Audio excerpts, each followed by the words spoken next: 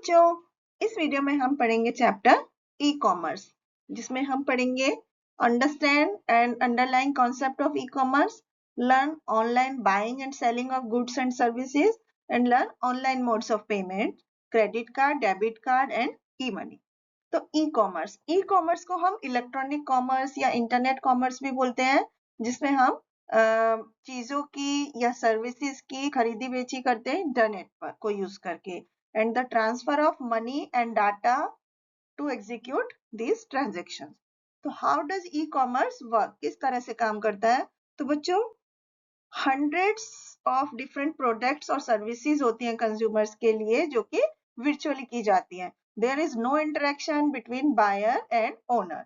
तो इसलिए जो कंज्यूमर है वो डाटा को चूज करता है और अपनी कन्वीनियंस के अकॉर्डिंग परचेज करता है। तो here is how e commerce is conducted, किस तरह से वो काम करता है।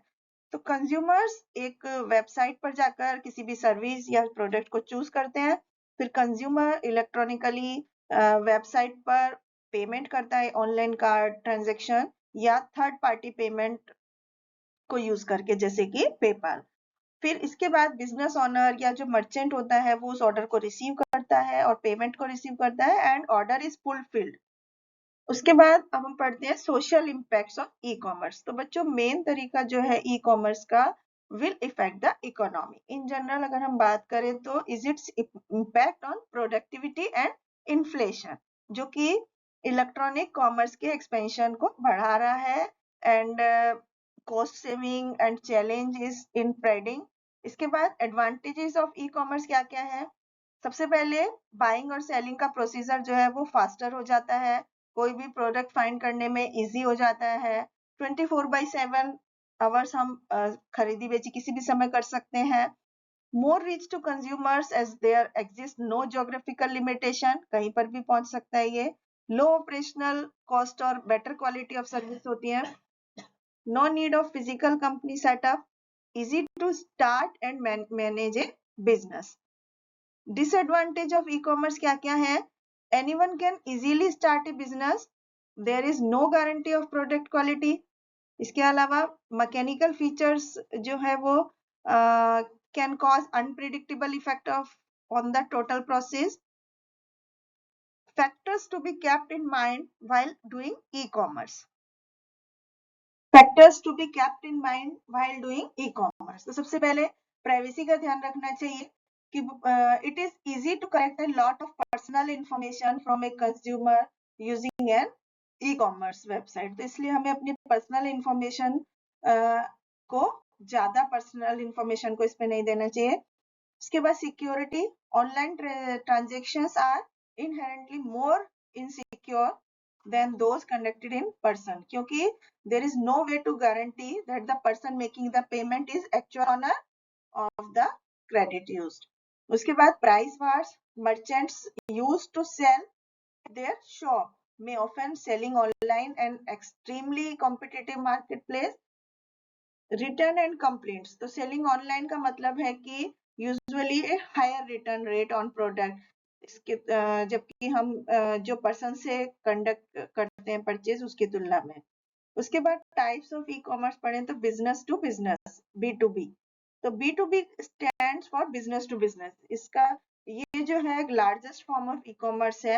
ये मॉडल डिफाइन करता है कि बायर और सेलर बिजनेस है, typically when one business sources material other for manufacture. दूसरा बिजनेस टू एम्प्लॉयड यानी B2E। B2E is business to employ, एक ऐसी अप्रोच है जिसमें कि in which the focus of business is the employee rather than the consumer।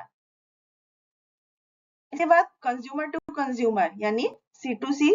इसका मतलब है कि ये ऑनलाइन डीलिंग है गुड्स और सर्विसेज की लोगों के बीच में। तो there is generally a third party involve जो कि हमें ऑनलाइन प्लेटफॉर्म प्रोवाइड कराती है ट्रांजेक्शंस के लिए। इसके बाद ऑनलाइन पेमेंट। तो ई कॉमर्स पेमेंट सिस्टम जो है वो इलेक्ट्रॉनिक पेमेंट ऑनलाइन ट्रांजेक्शंस के लिए एक्सेप्ट करता है। तो इसकी पॉपुलैरिटी बढ़ने की वजह से इंटरनेट बेस्ड शॉपिंग और बैंकिंग इसमें यूज की जाती है।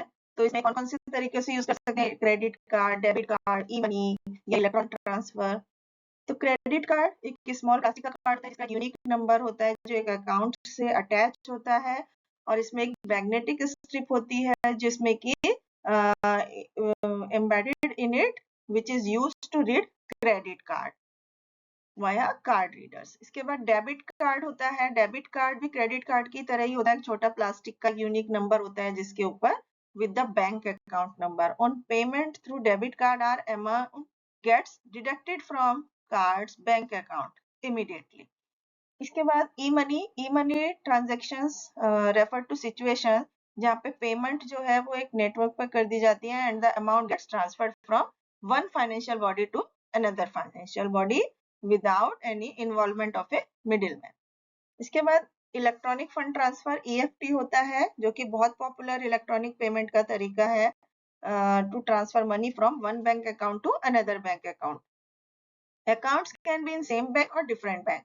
तो फंड ट्रांसफर ATM को यूज करके या कंप्यूटर को यूज करके की जा सकती है। इसके बाद हम पढ़ते हैं मोबाइल कॉमर्स। तो मोबाइल कॉमर्स को M कॉमर्स या भी बोलते हैं। M commerce is the use of wireless handheld devices जैसे कि सेल फोन, टैबलेट। इससे हम कमर्शियल ट्रांजैक्शंस ऑनलाइन कर सकते हैं। ऑनलाइन बैंकिंग और बिल पे करने के लिए mobile shopping, mobile banking, payments. इसके बाद online shopping. Online shopping is a form of electronic commerce जो कि कंज्यूमर्स को डायरेक्टली चीजों को या सर्विसेज को सेलर से खरीदने बेचने के लिए अलाउ करता है। इसमें name, full address, contact number, postal code, credit card या डेबिट कार्ड का नंबर और सिक्योरिटी कोड होता है। तो बच्चों कोई भी आपके पास एक अकाउंट होना चाहिए ऑनलाइन शॉपिंग के लिए and there are many online shopping website जो कि आपको प्रोडक्ट को खरीदना बेचना अलाउ करती हैं। तो यहाँ पर कुछ स्टेप्स होते हैं ऑनलाइन शॉपिंग के लिए। जैसे सबसे पहले इंटरनेट एक्सप्लोरर को ओपन करना होगा and type the address of any online shopping website जैसे कि flipkart.com। तो यहाँ पर एक पेज खुल जाता है उस शॉपिंग साइट का। फिर search the product you want to buy. उसके बाद आपको प्रोडक्ट की स्पेसिफिकेशन रीड करनी होगी and click on buy now to the product. उसके बाद आपकी माई कार्ट विंडो ओपन होगी। आप प्रोसीड टू पे को क्लिक करेंगे।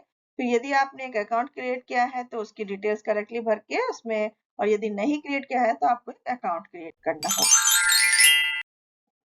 Thank you.